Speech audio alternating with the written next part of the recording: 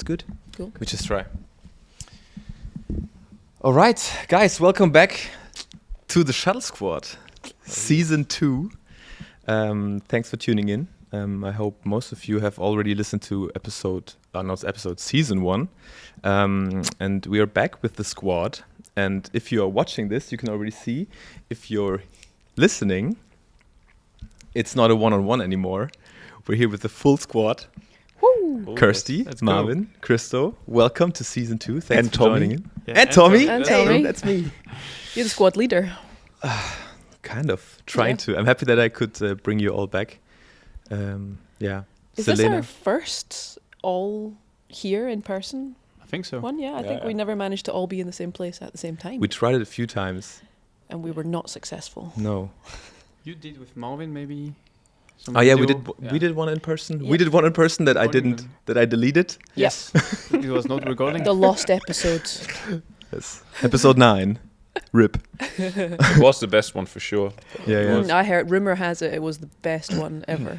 Yeah. After that, Christo went crazy at the I think there Olympics. was also the heater next to us. We were like, Yeah, it okay, was- maybe they cannot hear everything, but And then we recorded straight after that, and the camera overheated because the room was like a sauna. Yes. It's for me. It's quite warm in here again. Yep. We are here in Denmark in Horsens at the European Championships. I have a cooling thing on the back of the camera, so I hope it works. We have new microphones.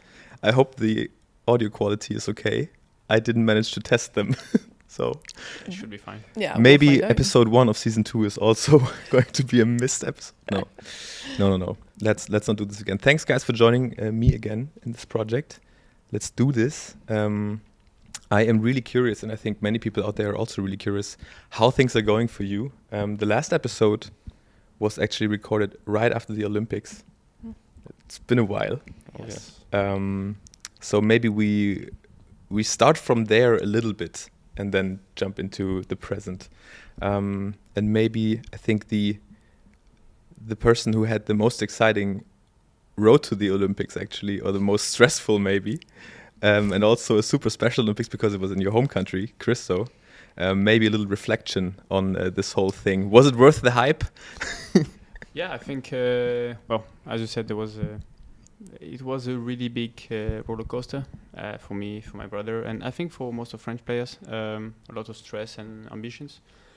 I think we managed pretty well to qualify on the 5 draws, so that's a big thing for France. And from my side, to qualify at least in doubles, that was great. And it was, I think, an amazing experience at home, and also for people in France. They were not expecting the event to be so big and being well managed, because all the media were trash talking about bad organization, moving on, and finally it was great. And people just kept the positive vibes of the Olympics, and I think the sport is going really well now in France. Everyone is doing sport and taking a license to play badminton, volleyball, ping pong is going great also. So yeah, that's a good side of the Olympics. I think there's also a lot of trash talking around those huge events because there's obviously also some downsides. But how did you guys experience the Olympics in Paris? Obviously you're kind of in your Olympic bubble, like pre-Olympics, and then during your competition, and then as soon as the kind of last shuttle hits the floor for you, you kind of like get to experience the Olympics as a spectator, slightly. So yeah, I went to see some golf. Marvin also went to see some golf. I was very excited about that. I got to walk around with like the Team GB golf team, and then have a little lunch with Thommy Fleetwood afterwards. So that was. I'm jealous. Yeah.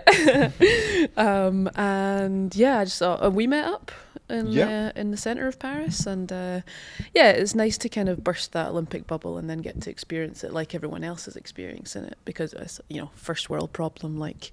When you're in the Olympics, you can't experience the Olympics. I thought it was a really, really great event.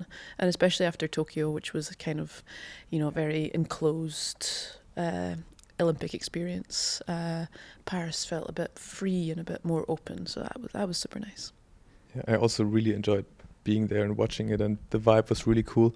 Marvin, for you, it wasn't the best tournament from a sports perspective, but you made the best out of it, right? Yeah, I would say so. I think everybody knows about like the issues with Mark and how it did not go as we hoped for. But nevertheless, I think especially I managed very well to still enjoy it a lot, and maybe I could also start to enjoy it a little earlier than my two other squad members here, because it was just like, obvious for us that we will not be able to compete on the level that we wanted to. But therefore, I try to really soak in the spirit of the Olympics, I would say, and try to have the best experience possible without being actually successful in the sport that I do. But nevertheless, I think it was very, very memorable for me, and also very emotional, to be honest.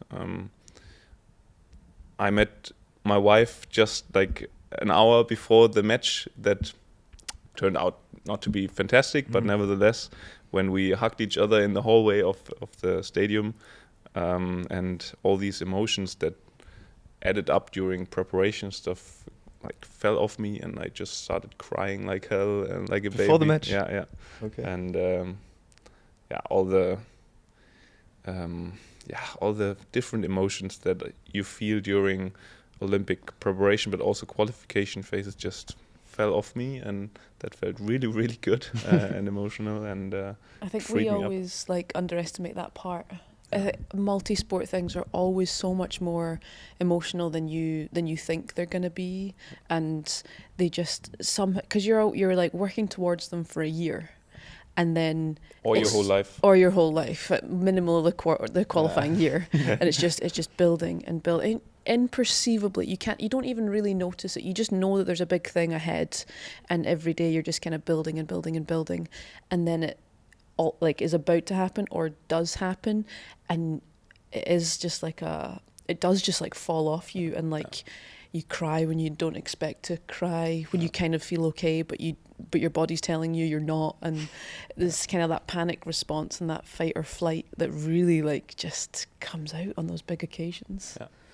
And I'm also really grateful that I was able to experience these kinds of emotions. Yeah. Like I was not sure how it would turn out. Maybe I would be very sad that I could actually not do what I would love to do. But in the end, it was really, really good for me, and I'm very happy that I had the opportunity to feel these emotions. Christo, I think for you it was also quite emotional, and you also said when we met a few weeks ago that after the Olympics there was also just a big relief that this whole thing was just done. Yeah, we had a lot of, I would say, media attention almost a year before Olympics, so starting with the qualification period. But the 2 or 3 months before Paris, it was really demanding.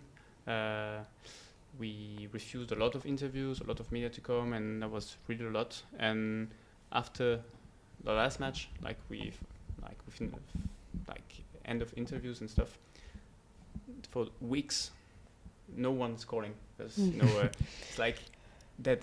Yeah. You're like, oh, that's feeling good. Like you can really rest. So I think we had, as you said, it's a long period, a lot of sacrifice, trainings, and in the head it's pretty demanding again, and you have to stay strong. And I think we had a really tough qualification with my brother, mentally as physically. We did a lot of tournaments because we wanted to qualify in singles and in doubles. So when we didn't perform in singles, we went to the next one for the doubles as well. I remember winning my German Open last year. So that was my first big title, and then I had to go to French Open. I think it was right after. I didn't want to play, but it was in France, in Paris. Mm-hmm. So the federation was very important to play. It was also the test event for Paris, and also it's 750, so you need to play. It's Olympic qualification period. Mm-hmm. So going there, then All England semi-final. Again, very tired. My body was falling apart. But then I have to go to Swiss Open for the doubles, because we needed to qualify. but then again, you lose first round, and there's just frustration. Yeah. So it was tough, very tough for both of us, and I'm happy that I think we managed to not get any injury, and also to prepare well for the doubles, and my brother for the singles in the Olympics, as he also performed. He won against Ginting in the Olympics. That's a big thing, and in Paris at home. Yeah, that so was yeah, huge. Everything combined, that's just a really great success for him, I think, in the Olympics. So basically, it is worth the hype. Yeah. Yeah. Yeah, I would say so. Like, that's the thing. Like, even if the matches don't go your way, it's still like, it's not like anything else. It's just like crossing paths with all the other countries and all the other sports, and just being in the village with huge sports stars, and they're just going to the dining hall like you are, and it's even if your performance is you're disappointed by that, you still, like Marvin says, you have the opportunity to take it all in and have an experience that like so few people in the whole world get to experience, and it's really, really cool, and you get really good kit and free stuff. That's also the good. most important part. Yeah. I was not sleeping in the Olympic Village. Oh, I yeah. would love to. We slept in the National Center in Insep. But why again? They say for performance, because honestly it was really great, because we could train when we want, what time we want, for how many hours we want. Like, we could eat well and what we want again. So it's like, it was basically like worth to do it. I think for performance it's pretty good, and not to be kind of distracted, but on the other side you want to be distracted, and to get to know the other guys and all the sports, and Olympic Village is just great. Like, when you talk about Olympics, you talk a lot about the Olympic Village, and it's at home, and you don't get to go to the Olympic Village. Do you feel like you missed out on the like Olympic experience a little bit, or not really? Yes, I think. Yeah, you do. Yeah. Like, when we go to the Olympic Village for the opening ceremony, we went to and wait there for 2 hours. We could see so many players for different sports, and we're like, "Whoa, this is him! This is him!" Yeah. Like, wow. And then I would love to spend a week like that or two, but that was just a few hours. Yeah. But again, I'm happy about that. So you should have moved in after your last match. That's not allowed, right?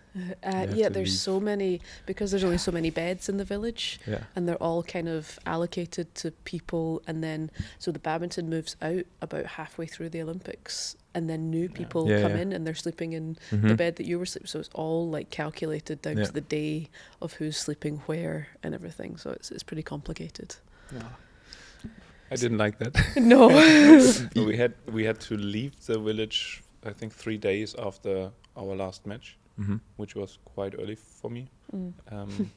So I slept in Airbnb after that, and then we could go back into the village, but weren't allowed to not stay. There, so you could stay but not sleep.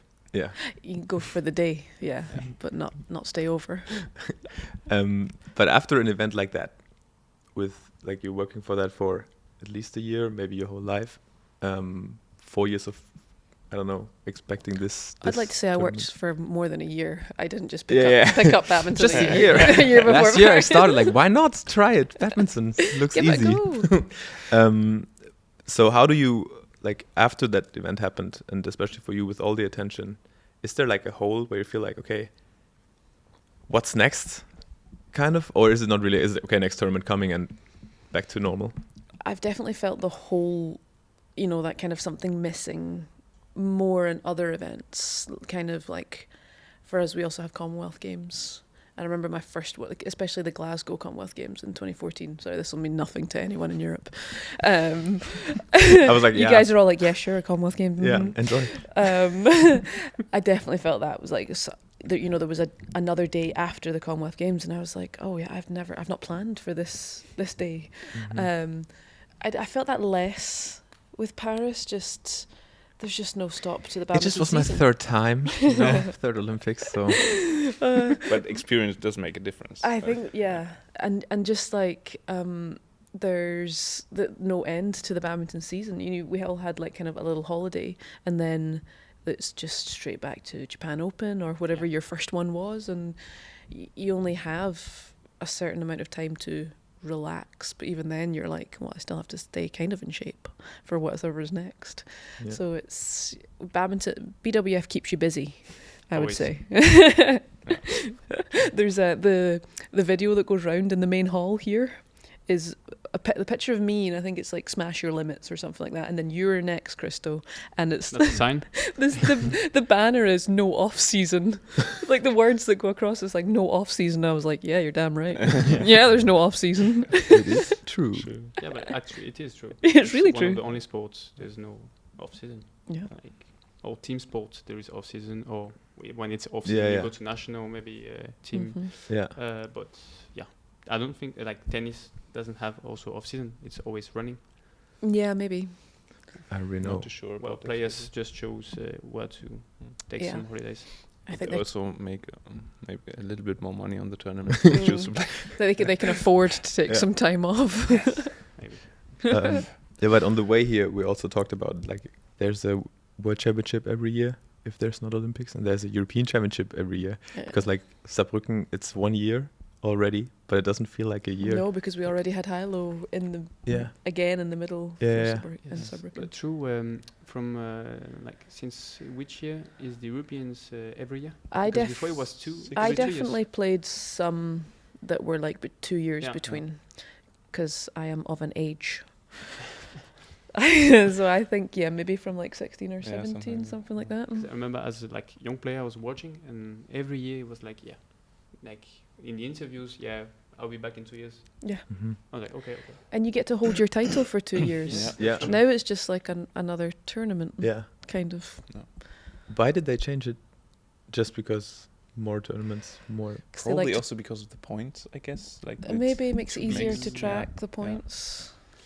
Yeah, but maybe it was every 2 years, but it was not into the every time there was a Olympic qualifications, you cannot play. So I think it was wrong 2 years. You need to Right. switch. But one. now we have European Games and European Championships. Yeah, the first European Games were not counting for the Olympics. Yeah, true, but yeah. And I think that's why, like European Games were 26, no, 19, 15, 19. yeah. 20. Yeah. and so I think there was Europeans normally 14, and then the year of Olympics. Mm. So kind of it was not so like good as a schedule. So I think maybe they changed since it. Yeah. Also, a world champs every year is a lot Yeah. as well. With the holding your title thing is actually quite interesting because like if you're world champion in 2023, you're world champion Yeah. for 2 years. Yeah. Yeah. Olympic champion is for 4 years, so We'll all just have to win it in 27, world Yeah. champs, so we can say we've world champs for 2 years. yeah. Let's aim for that. But yeah, we also have world championships in Paris again this year, so another home tournament, big home Have the tournament. media started calling again? No, it's really not the same thing.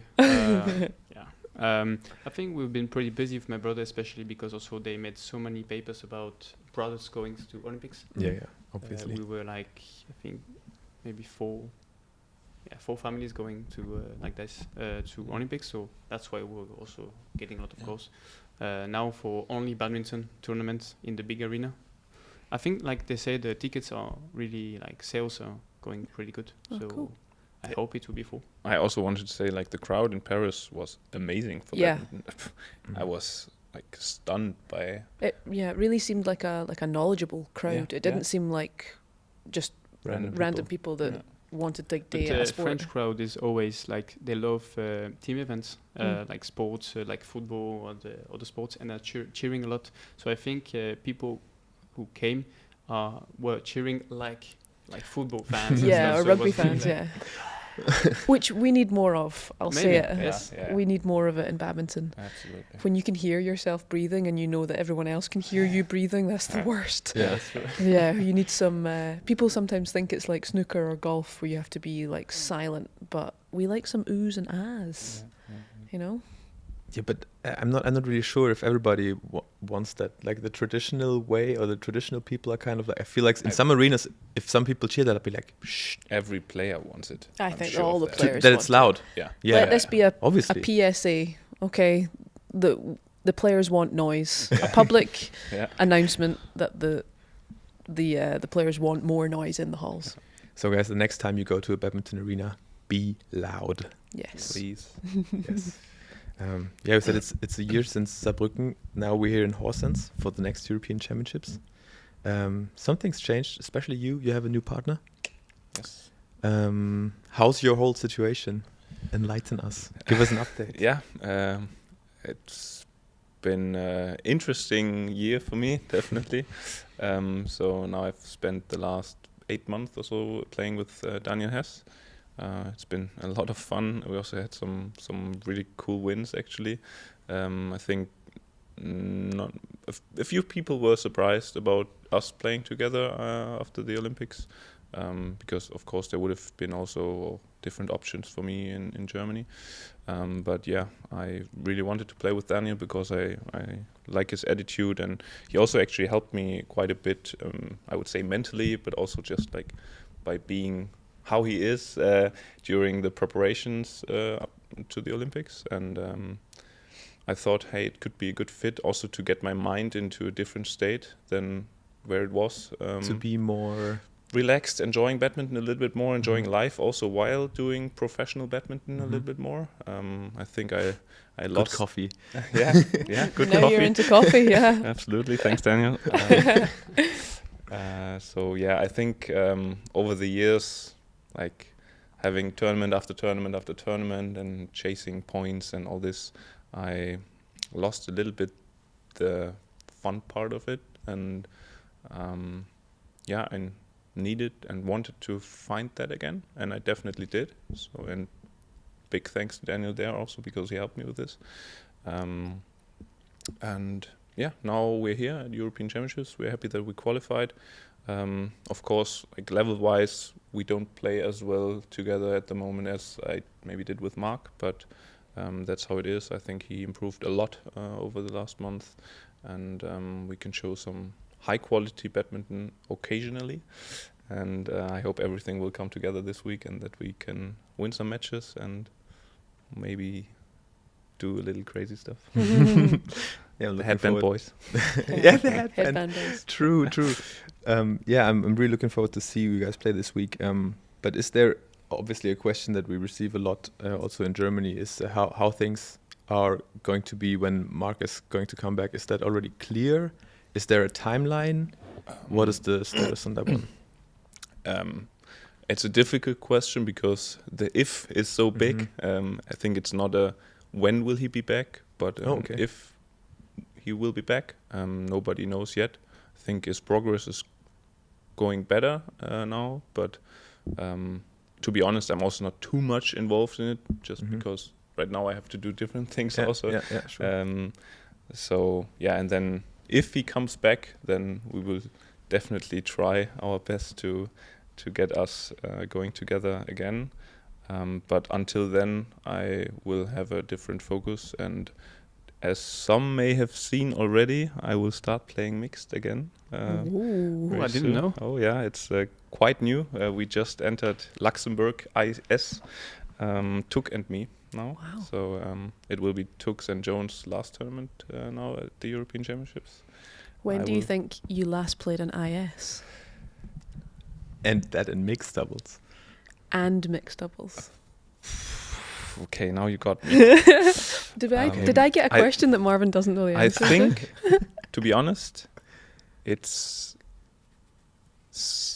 Slovenia International 2015, Oh, What? 10 years. maybe. We think it's Something like maybe this. 10 Fact years. checking after, right? Yeah. Yeah, please do that. It might How also old be was Dutch. Christo? He wasn't even born. 13. Oh, that's crazy. It is. That's funny. Ooh. Yeah, but I stopped playing mixed doubles internationally at the end of 2019, actually, with Linda Okay. during Linda. Olympic Ah, yeah. qualification Okay. for Tokyo. And with who did you play? Linda Effler. Okay, I didn't know. Oh, okay. I remember, I think it was one of your first tournaments in Asia, Korea Open. Yeah. And I remember I was there, and you and Linda especially was kind of new to the scene. And I was like, who are these guys? And then you just got to the semi-finals Wow, of you Korea. remember that? Yeah. And I was good. like, what is happening here? Who are these guys? Yeah. Oh yeah. Well, thanks for remembering Yeah. that. It's So definitely- you're okay at mixed. Thanks. You know. Yeah. Definitely one of the most memorable tournaments that I had, for sure. What year was that, do you think? 16, 16. maybe. Yeah. Nice. Maybe 17, something Mm. like this. Not yesterday. Not yet. No, it's 8-9 years. That's so Oh. crazy. So much has happened since then. But yeah, so now I'm getting back to now. It's like riding a bike. Don't Yeah. worry. Yeah. I assume. I don't know. I mean, I still play quite a lot of mixed in the league. Mhm. So Oh, yeah. I also recognized that I actually really enjoy playing mixed doubles during the It's last month. Yeah, You're also playing in the league, right? Yeah, only leagues mix, yeah. yeah, It's so funny. that's cool. Especially Danish league now with Estelle van Leuven. Oh, cool. We had some really nice matches also. So yeah, I'm very curious how it's going to be with Tuk. Very interesting, and also something like that gives me this. Okay, I really need to work on this, and this to be able to play on the level that I think I can and want to also. Mhm. But yeah, now I really have to like work Sharpen my up. ass off to make that also happen. And yeah, I'm really looking forward to it, to be honest. That's cool. Yeah, I think Tuk is still a little bit underrated internationally. Yeah, So I'm really looking forward to that. It's gonna be fun. thank you. Kirsty, still playing singles? Yeah. Well, honestly. Yeah. No, the question would be, because last time you said, last year before the European Championships, you were talking about like, I don't care how this is going this week. I want a gold medal. This year, Carolina isn't here. Yeah. I don't know if you noticed. My old nemesis. How different my career would look if Carolina wasn't there. No, but honestly, I'm in the same mindset this year. I feel like the start of the year is always so bananas for me, and I have like some extra kind of personal stuff going on. So really, every time we get to Europeans, I'm ready to mentally check out. Sounds terrible, actually. Yeah, sorry. Start of the year is really just so much. We didn't even do the international team stuff this year, and I feel like I'm just holding on for dear life again this week. Mhm. If we're just gonna be honest, yeah. So again this week, I'll throw what I've got at it. We'll see what sticks. Whatever happens. Whatever happens, Mhm. happens this week. Yeah, literally. Yeah. Your draw is quite solid. It's okay. You're on 3, right? Do we know? I'm seeded 3. Do we know if we're doing the seed replacement thing this year? I also asked the question, and like I didn't ask properly to like the umpire referee, but players told me that you should not move. Okay. Like they are not using the BWF rules. Is somebody Yeah. not playing? Well, it's on social media Hmm. now, so Mia's not playing. Yeah. Yeah, I think she has a problem with her shoulder, Yeah. so she'll be out for a few months. Same for Victor. That's coming. Victor also. Yes. I've heard that. So yeah, so then I didn't know if I would move into the number 2 spot Mhm. and it would Mhm, shuffle. mhm, mhm. But no. I saw that Kicklitz would have played Axelsen, and Yeah. I saw a post at least that it's a walkover for him. Yeah. Okay. So that would then mean no We're one not is doing the Yeah. seed seeded. thing. So nobody's moving normally. Okay. Because also I was also thinking because I'm in the bottom draw with Victor, Hmm. so I had to play him in the quarterfinals. So I was asking if Alex, who's also bottom draw as the number 3 seed, going to access and spot or not. But finally no. No. So So yeah, it'll that's how it be is. an interesting week. That's for sure. Yeah. And for you as well, 2 disciplines again. Yeah. Are you ready for it? I am actually. I think I've had not a tough period, but like less big results period and a lot of trainings. And I'm happy to finish the European Tour with good results in Swiss Open, with good matches, winning against some good players, and I think like mentally, like confidence and badminton wise and physically, I'm okay right now. Like I feel fit, so let's go. Little crack in your. Are you okay? Did the Kirsty? microphone pick up my neck crack? Because I tried to hold it away from my. Super loud. Okay, yeah, but good that you're ready. Yeah. Kirsty just injured herself. Yeah. Yeah, I broke my neck, but Who is number 4 moving up now? Yeah, but I wanted to know, what do you think about the new rule in BRF system that when somebody withdraws, we see that the next one gets that I spot? think it's like better than just giving the spot to someone else. yeah. Yeah. I think it's good because I think the worst example was the world champs in Huelva for the men's singles especially, and it was just the top half was so loaded and the bottom half was empty because or the other way around, I don't know, just because of who was injured, who couldn't play. So I think it does help. Instead of doing a full redraw, it's a somewhere in between solution. It makes it more fair in general, I would say. I think so. Yeah. I think in the situation of Huelva, it's a bit also different because even though with the new rule right now, as everyone was in the top draw and bottom draw was empty, you cannot change the draw. So there's no seeds anymore. So you cannot change them. So it wouldn't change anything with the new rule. Oh, really? Yeah, because you cannot move from top half draw to yeah. bottom Oh, half? really? No. Oh. That's why if you are like 1 and 2, if number 3 seeds is like bottom draw, number 2 is pulling out, number 3 is taking his spot. Right. But if number 1 is pulling out, number 2 is not going to number 1 spot? No, he's staying, and it's like number 4 spot on the top half going to the first spot. Oh. Well, it would have evened it out a little bit more to seed some of the I better think they also players. tried something. Yeah. And I think actually when you make like it's almost a year doing this rule, or it was right after Olympics maybe. Yeah. So like maybe 8 months or stuff. I think it's okay. It's good. I think so. It's crazy how many details you still don't know. Like, or at least I don't know it, but I guess many people Yeah. don't. you also Yeah, have less if you guys people, don't know singles. it, In singles, but it happens a lot. 95%. Yeah. But still, like, I mean, I'm on tour also quite a bit, and I watch everything. And normally, I also even read the rules when we get them sent by the association and try to know most of it.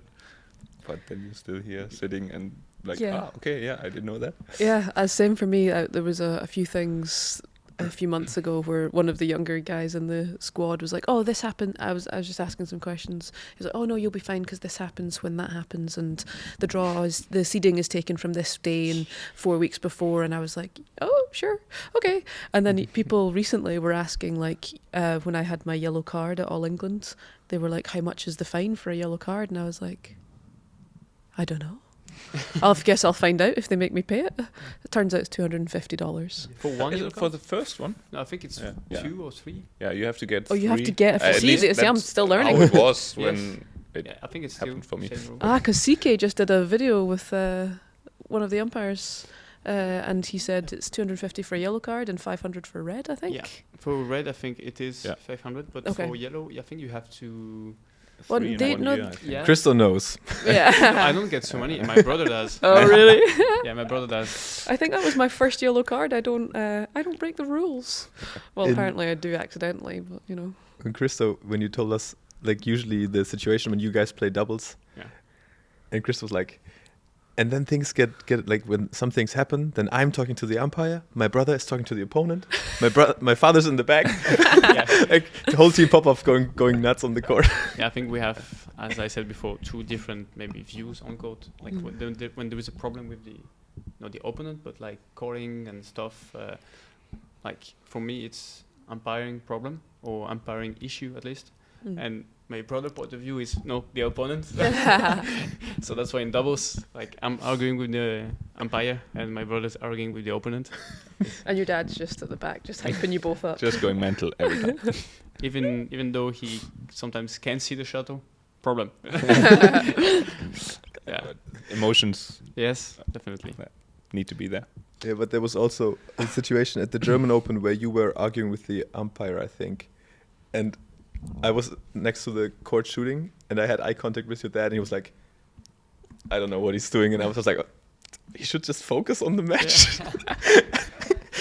You know, sometimes I think when it's very close and something is happening and you feel like unfair, it's tough to not go to talk to the umpire. Yeah. When it's like you feel it is unfair, it's very tough. What's the most annoying thing an umpire can do for you? For me, it's to constantly say, "Play, please, play, please." I was going to say that. Hurry you up between points because you're like, my guy or my girl. We are working here. Yes. Do you know how hard this is? I'm not annoyed that she's taking too much time. She's not annoyed that I'm taking too much time. Just let us do this. Yeah. I have an example and had a yellow card about that. Speaking of yellow cards. Again. I never have Thailand yellow Open 2023, so Olympic qualification, and I'm playing the second round against Leong. Pretty long match, 21-19 the third, 1 hour and 35 minutes something. Ooh. So yeah, pretty long match. Legs are not so good at the end, you know. So I think it was around 16-0 third game or 17-0, and we are doing such a crazy rally. Like we were both, like we fell off, and needed to drink water, to towel and stuff. And the lady, the umpire, she was not talking English, and that was tough because she was like, I think she just learned to say, like, play, on please. Play. I was like, yeah, sorry, we did a really long rally. Could I just drink some water? And also the opponent was at the Also bench, dying. so I was like, yeah, please. She's like, play. I'm like, oh, please. Like, I really need something. Like we need to rest for at least 10-15 seconds, then we play. Yeah, it's give okay. me 20 seconds. Like, it's not like we just play like 2 shots rally. It's like 30 or 40 shots rally. I know. Then yellow card. So that got me crazy, and I lost the match again. So that's the situation I'm talking about when you feel it's unfair. Well, I need to work on that. Definitely. Any mental coach listening, contact So contact Team Popov. I'm an edge now. Okay. All right. I don't. How long are we recording already? 45. 45 minutes. Yeah. It's actually a good. Let's wrap it up. Sure. Guys, there's so much to talk about. We have a lot of episodes hopefully coming, and I hope that we can get this done together more often because I really enjoy it. I don't have to work that much. I can also just enjoy and listen a little bit. That's also super fun. But I also feel like you have to hold back almost a little bit because like you could say so much to every single topic. For sure. This was a good kind of catch up I think for it's us good all. to maybe do an episode with some middle left stuff like rules that we don't understand sometimes or as you said, like some you controversial didn't know some things. Or I think we don't know the full rules sometimes also. So maybe we should get an expert in for that. Why not? An umpire, for example. Like, Yeah. I don't know. Definitely. Yeah, we should. I think we will definitely have 1 or 2 guests Yeah, I think during so. this season. Like maybe even more on a regular to mix it up a little bit because also it will not be able that we all are together all the time because you have unfortunately. You have a tight schedule. We don't have the budget this guy's to. playing mix now, so Yeah. I have to collect points first to get to your tournament level. Yeah, so for sure we will mix and match, I think, throughout this season. But I think it was a really great start. Thanks, guys. Yeah, thank you for joining again. I'm really looking forward to more, and I wish you all have a great week here in Horsens, and good luck for the tournament. Thank you. Thank you, Thommy. Till next time. Yep. Yes. Bye. Nice. I like it. Cool.